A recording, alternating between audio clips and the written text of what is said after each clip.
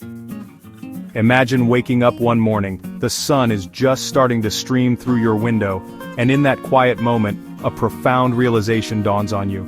Everything you've been doing, every pattern you've followed, every belief you've held so tightly, it's all been a beautiful, ornate cage holding you back from who you are truly meant to be.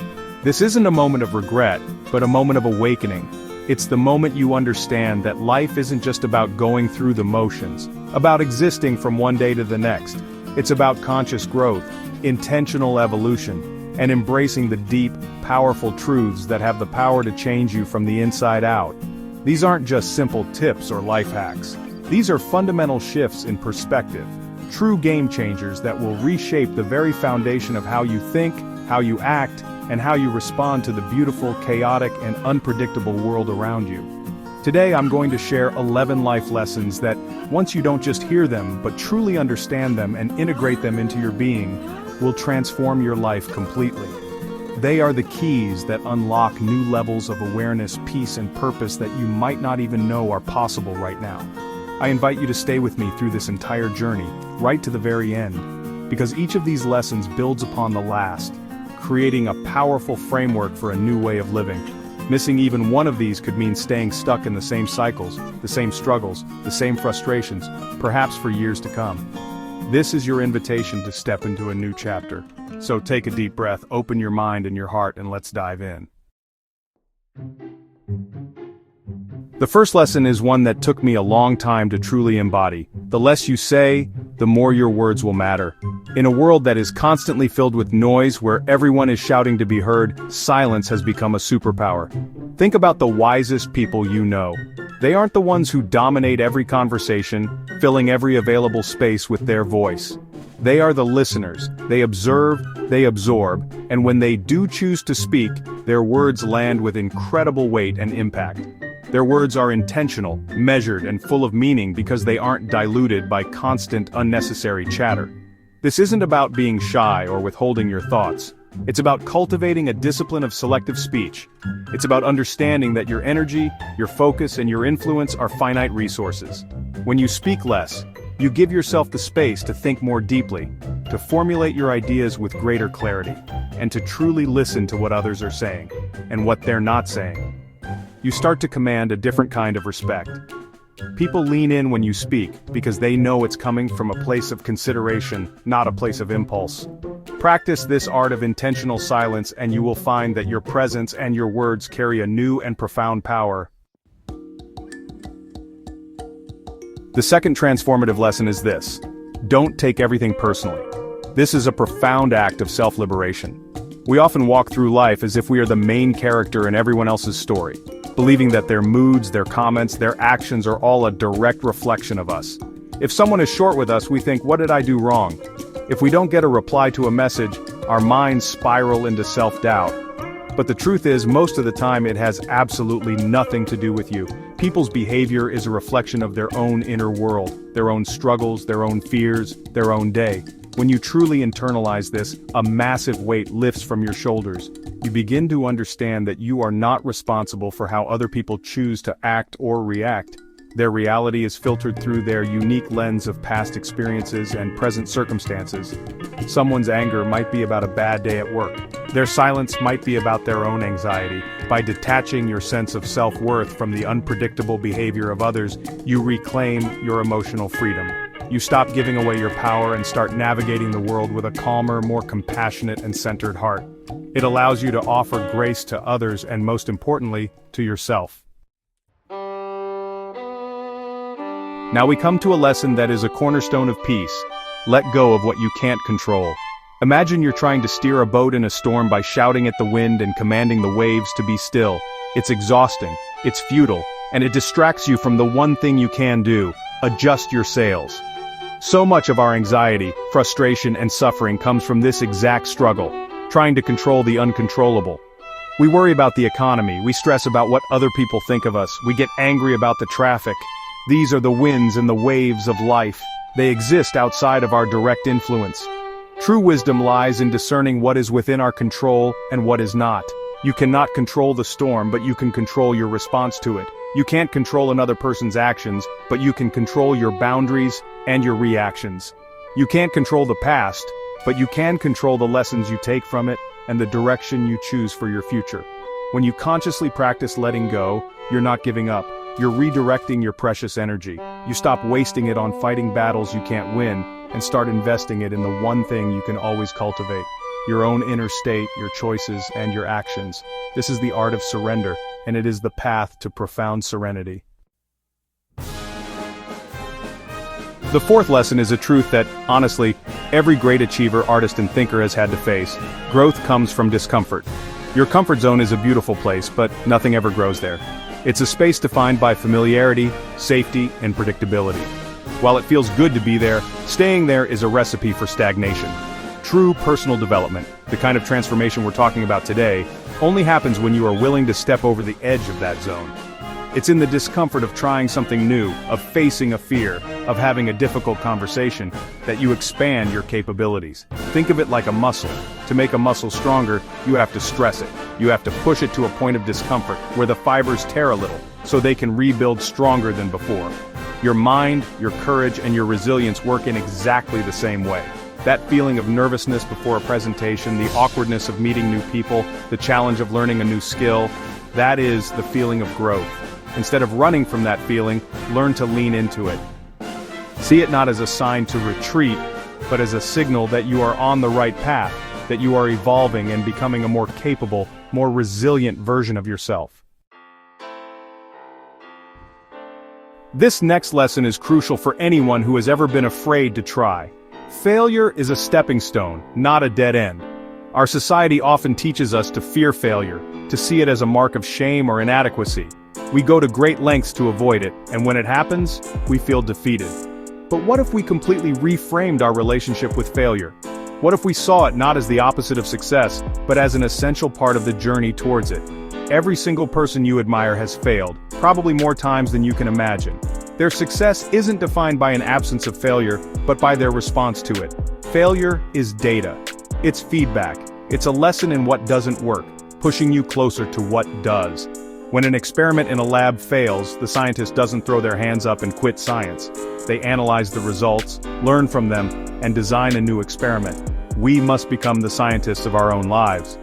When you fail at something, a business venture, a relationship, a personal goal, you are being given an incredible opportunity to learn.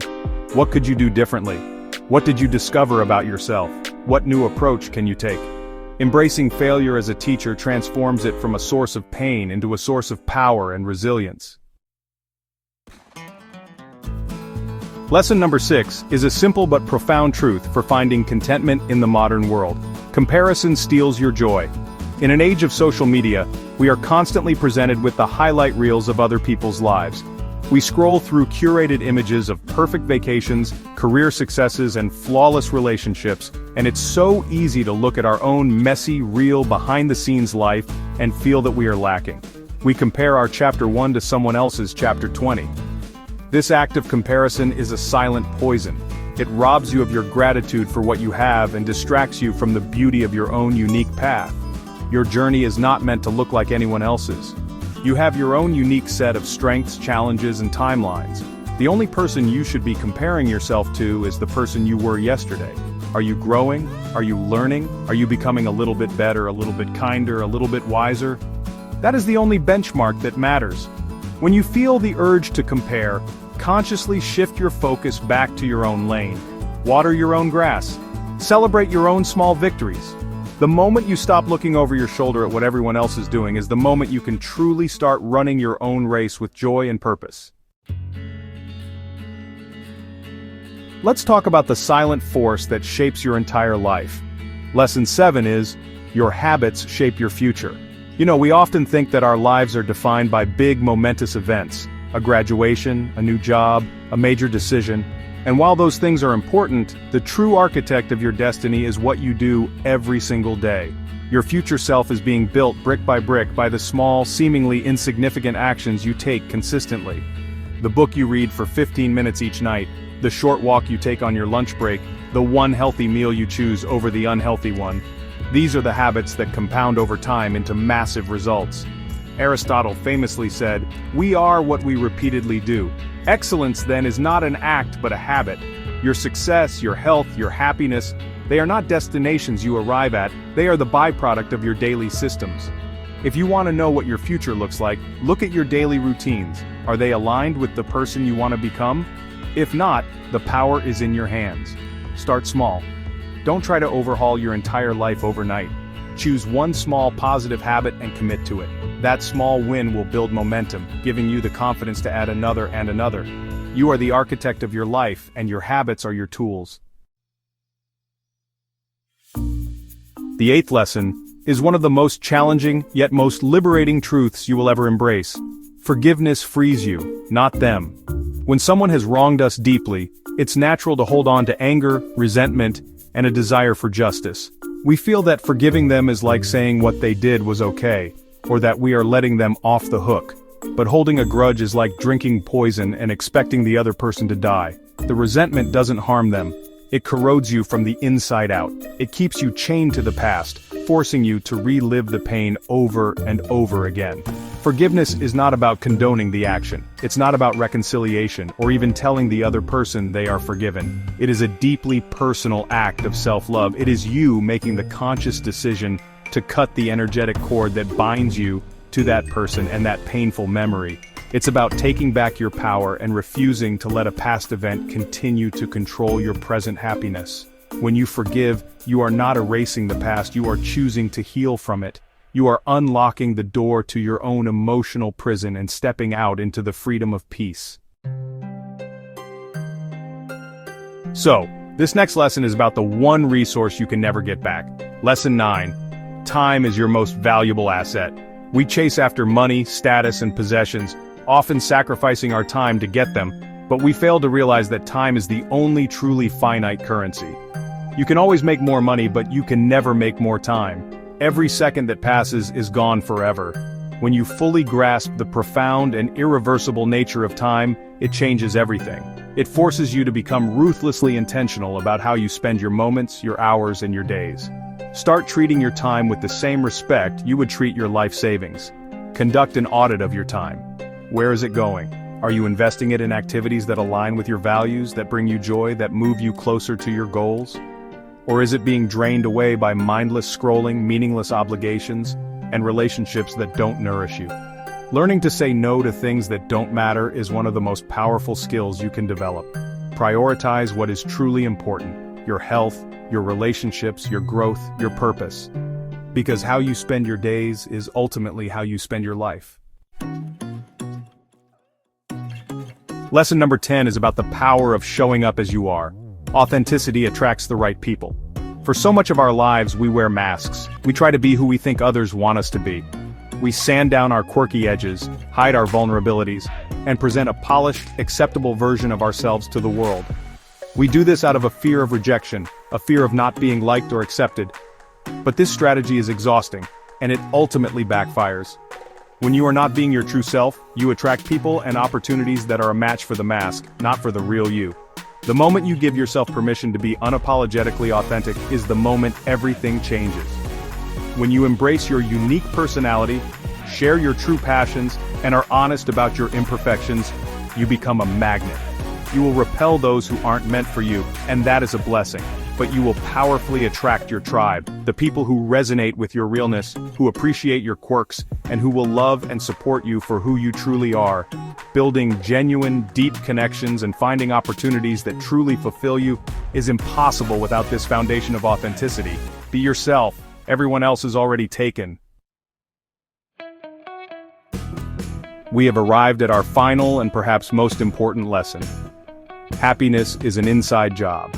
We are conditioned to believe that happiness is something we find out there. We think, I'll be happy when I get that promotion, or I'll be happy when I find the perfect partner, or I'll be happy when I buy that house. We are constantly chasing external circumstances, believing they hold the key to our joy. But this is a trap. It places our well-being in the hands of things that are often temporary and outside of our control. The promotion comes, and the initial thrill fades. The relationship has its own challenges. The house becomes just a place. Lasting, sustainable happiness is not a destination to be reached. It is a state to be cultivated. It comes from within. It's found in gratitude for the present moment, in the quality of your thoughts, in your connection to your purpose, and in your ability to find peace amidst life's inevitable ups and downs. It's about building a strong inner foundation of self-love, resilience, and mindfulness, so that your joy is not dependent on the ever-changing weather of your external world. When you stop searching for happiness outside of yourself and start creating it within, you find a source of contentment that no one and nothing can ever take away from you. We've walked through these 11 lessons together, and I want you to take a moment and just breathe them in. From the power of silence to the freedom of forgiveness, from embracing discomfort to understanding that happiness is your own creation. These aren't just ideas to be intellectually understood, they are invitations to a new way of being. They are tools for you to pick up and use to consciously construct a life of deeper meaning, peace, and purpose. The transformation doesn't happen from just watching a video, it happens in the moments you choose to apply these truths to your own life. The journey of 1,000 miles begins with a single step. Your transformation begins with a single choice. Perhaps today, you choose to practice intentional silence in a conversation. Maybe tomorrow, you consciously let go of a small thing you cannot control. Or perhaps you start a daily habit of gratitude to cultivate happiness from within. The path forward isn't about perfection, it's about practice. It's about being compassionate with yourself as you learn and grow, one small intentional step at a time. You have the power within you to completely transform your reality. Thank you for spending this time with me today, for investing in your own growth. If any of these lessons resonated with you, I would love to hear about it in the comments below. Which one are you going to start practicing today? Sharing your intention is a powerful way to commit to it. Remember to be kind to yourself and to others, and know that you are on a beautiful journey of becoming.